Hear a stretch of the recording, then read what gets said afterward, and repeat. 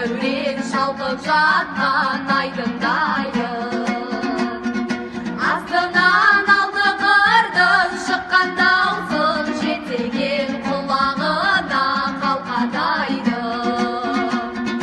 Ақау гүлдер айым, күннен айым, ұшарға қанатым жоқ не қылайын. Ақау гүлдер айым, күннен айым, ұшарға қанатым жоқ не қылайын. Шашықты жадыратып айдың айын, әніне шырқай кетті гүлдер айын.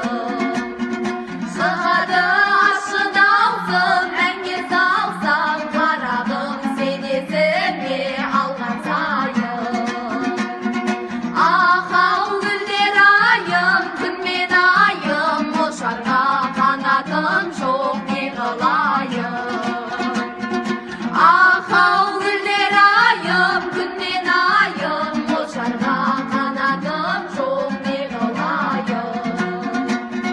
Ақау гүлдер айым, күнмен айым, ұшарға қанатым жоқ не қылайын. Ұшарға қанатым жоқ не қылайын.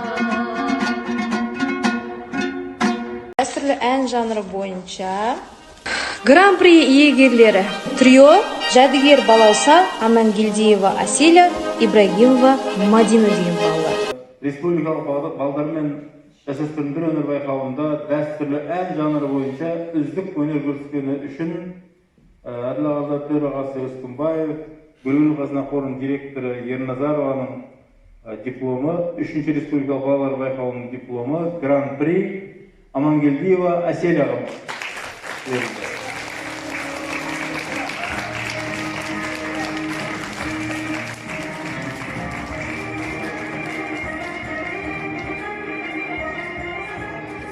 Дәл осы мәтінде диплом Ибрагимова Мадинаға берді.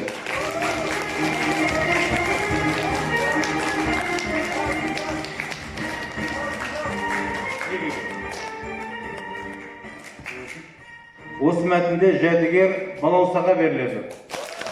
Гран-при.